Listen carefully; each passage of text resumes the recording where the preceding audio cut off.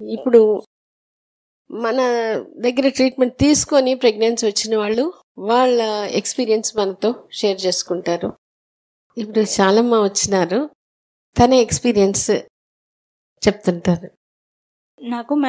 నాకు పీసీఓడి ఉండింది ఫస్ట్లో. మ్యారేజ్ అయిన 1 year నుంచి నేను ఇక్కడ ట్రీట్మెంట్ తీసుకున్నాను. ఫస్ట్ 6 months పీసీఓడి తగ్గేకని ట్రీట్మెంట్ తీసుకున్నా. ఇంకా 6 months కంతా పీసీఓడి తగ్గిపోయింది. అయినా నేను ఇంకా మేడం ఉండి పిల్లల కోసం చూయించుకోండి అని చెప్పారు. అప్పుడు చదువుకునేదాన్ని అనమాట. అడపా వచ్చిపోయేదాన్ని. బాగా కాన్సన్ట్రేషన్ పెట్టలేదు పిల్లల కోసం అని. అలాగా 3 years కంప్లీట్ అయింది. ఇట్లా కాదు, బాగా ఫోకస్ పెట్టి మేడం ఏం చెప్తే అది విందాం అని అనుకున్నా. అప్పుడే లాక్డౌన్ పడింది. మేడం అప్పటి నుంచి డైట్, ఎక్సర్సైజ్ అవన్నీ చూపించేవాళ్ళు. అంతకుముందుకే మేడం శాంతి మేడం బాగా వీడియోస్ పెట్టేది, రోజు 2 వీడియోస్ పెట్టేది. దాన్ని చూసి మనం మళ్ళీ వాయిస్ మెసేజ్ పెట్టాలా. అట్లా 3 years కంప్లీట్ అయిన తర్వాత ఏప్రిల్ మేలో లాక్డౌన్ పడింది. కరోనా వచ్చింది కదా.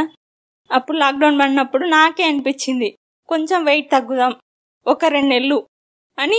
నేనే ఇంటి దగ్గర రోజు 7కి లేసేదాన్ని. మా ఆయన ఆ రోజు డ్యూటీకి వెళ్ళేవాడు కాదు, కరోనా లాక్డౌన్ కదా. అట్లే 2 నెలలు బాగా ఎక్సర్సైజ్, డైట్ అన్ని బాగా ఫాలో అయినా పీరియడ్ అదంతా కదే వచ్చేసింది. అప్పుడు నాకు కాన్ఫిడెంట్ అనిపించింది, మేడం వాళ్ళు చెప్పింది నిజమే కదా, డైట్, ఎక్సర్సైజ్ ఇవన్నీ ఫాలో అవ్వడం వల్లే కదా నాకు పీరియడ్ వచ్చింది అని నాకే అనిపించింది.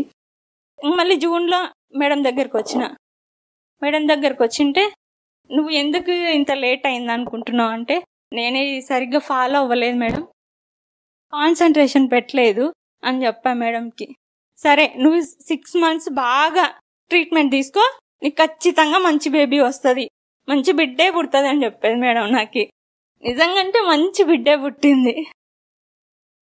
ఎప్పుడు బాగా 7కి లేసేదాన్ని. నేను 7కి లేచిన అర్ధ గంటనే చేసుకునేదాన్ని.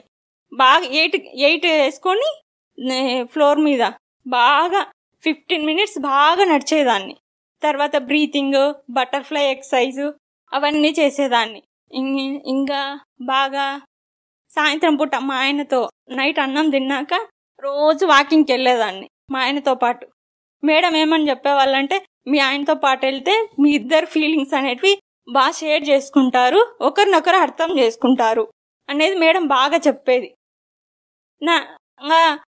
పోయేదారిలో ఇట్లా జరిగింది అజీ, ఈరోజు అట్లా వాళ్ళు మాట్లాడినారు, వీళ్ళు మాట్లాడినారు అని అట్లా షేర్ చేసుకునే వాళ్ళం.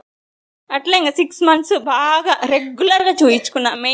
మెయిన్ అస్సలు గ్యాప్ ఇవ్వకూడదు. పిల్లలు కావాలంటే నెల రావాలి. నెల వస్తేనే మన శరీరంలో అనేది మార్పు జరుగుతూ వస్తూ ఉంటుంది. గ్యాప్ ఇచ్చినామనుకో అది అనేది ఇర్రెగ్యులర్ ప్రాసెస్ అయిపోతుంది. వెంటనే రెగ్యులర్గా వస్తే అది కంటిన్యూ వస్తూ ఉంటుంది ప్రాసెస్. నేను ఫస్ట్లో ఇర్రెగ్యులర్గా చూయించుకున్నందుకు నాకు బేబీ రాలేదు. నా అబ్జర్వేషన్లో నేను రెగ్యులర్గా వచ్చిన 6 months జూన్లో స్టార్ట్ చేసిన, అక్టోబర్ వరకు రెగ్యులర్గా వచ్చిన హాస్పిటల్కి. ఇంకా నా బేబీ నాకు వచ్చేసింది. ఆ రెగ్యులర్ గా వచ్చినప్పుడు, పీరియడ్స్ వచ్చినప్పుడు బాధ అనిపించలేదా? బాధ అనిపించలేదు. నా బాడీలో అనేది చేంజెస్ వస్తున్నాయి. ఏం చేంజెస్? బ్లీడింగ్ లో కొద్దిగా క్లాస్ పడేది. ఓకే. కొంచెం వెయిట్ తగ్గా. నేను అందరూ ఊరికి వెళ్ళినప్పుడు వెయిట్ తగ్గినావు నువ్వు అనేది. పీరియడ్స్ రెగ్యులర్ వచ్చింది. పీరియడ్స్ రెగ్యులర్ గా ఆ చేంజ్ వచ్చినప్పుడు నీకు ఎట్లా అనిపించేది? నాకు వస్తది మేడం. ఇన్నిసార్లు నన్ను ఎట్లా చూసుకునే వాళ్ళంటే, ఎప్పుడు వచ్చినా మేడం దగ్గర తీసుకొచ్చేవాళ్ళు. అదే 3 years నుంచి చూయించుకుంటుంది. అప్పుడు రెగ్యులర్ గా చూపించుకునేది, ఇప్పుడు రెగ్యులర్ వస్తుంది మన దగ్గరికి అన్నప్పుడల్లా మేడం ఎప్పుడు చూసినా ప్రసాదం పెట్టి, నీకు మంచి బిడ్డ వస్తుంది అని చెప్పేది. నాకు అట్లే నేను ఎప్పుడు మంచి బిడ్డే పుట్టాలని కోరుకునేదాన్ని. ఓకే.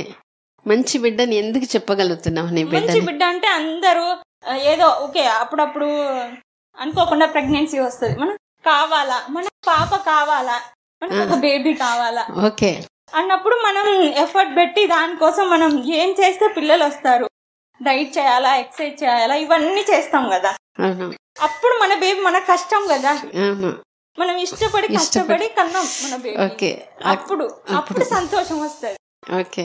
సో ఇష్టంగా చేసినావు డయట్ అయినా వాకింగ్ ఎక్సర్సైజ్, ఆ ఇష్టం ఎట్లా ఇష్టంగా చెయ్యాలని ఎట్లా నిర్ణయం నాకు చేసుకున్నావు? బేబీ కావాలా, ఫస్ట్ నాకు బేబీ కావాలా అనేది నా మైండ్ లో అనేది పాతుకుపోయింది. ఎట్లన్నా సరే మేడం ఏం చెప్తా విందాం, ఫస్ట్ ట్రై చేద్దాము, వదిలిపెడితే కాదు కదా, మేడం చెప్పింది చూద్దాం అనేది బ్రెయిన్ లో పాతుకుపోయింది. వాకింగ్ వల్ల మీలో ఎటువంటి ఇది ఇంప్రూవ్ అయింది అనుకుంటున్నావు? మీ వాకింగ్ అనేది ఇట్లా వాకింగ్ చేస్తాం కదా, ఇవంతా బాగా రిలీఫ్ అయిన ఫీలింగ్ వస్తుంది. గర్భసంచికి అనేది ఒక ఫీలింగ్, రక్తం అనేది బాగా ఫ్లో అవుతున్నట్లుగా నాకు ఏదో ఫీలింగ్ అనిపిస్తుంది అనిపించేది.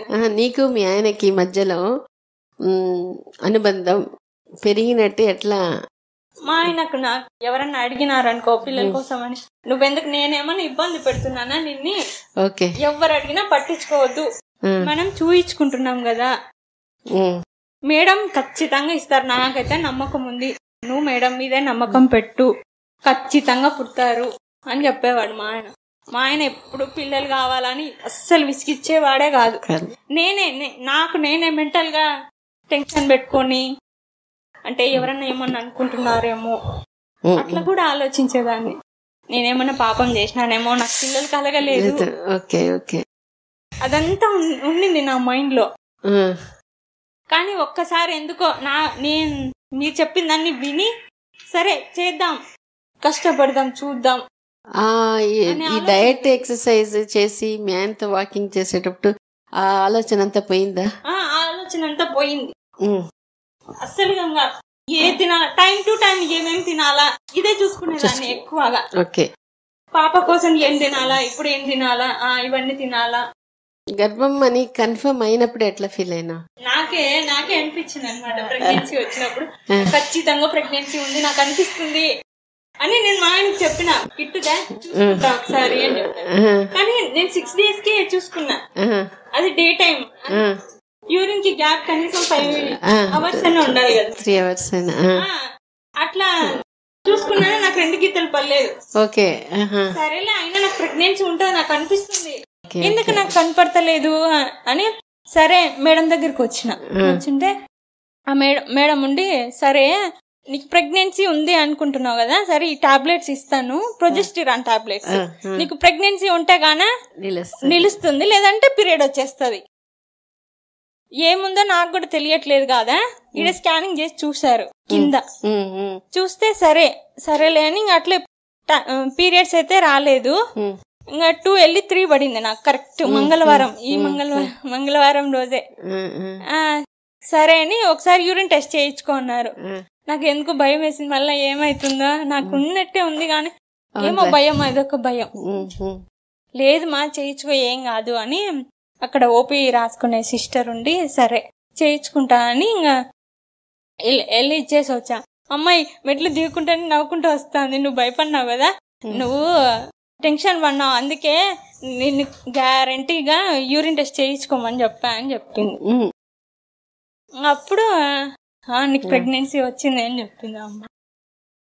అప్పుడు ఒప్పుకోగలిగా, ముందుగానే నీకు ఆ ఫీలింగ్ వచ్చేసి, ఆ ఫీలింగ్స్ తెలిసేది అనమాట. ప్రెగ్నెన్సీలో కూడా బేబీతో మాట్లాడేదాన్ని, బేబీతో రోజు మాట్లాడేదాన్ని, బాగా ఉండాలి, నువ్వు నాన్నలాగే ఉండాలి, తెల్లగా ఉండాలి అని చెప్పేదాన్ని. మా ఆయన పోలికే పుట్టింది, తెల్లగా ఉంటుంది. Very good. బాగా చెప్పింది వినాలా, బాగా ఆడుకోవాలా, బాగా చదువుకోవాలా. ఊరికే ఏడవదా? ఊరికే ఏడవదు, ఏదైనా కావాలంటే ఏడుస్తుంది.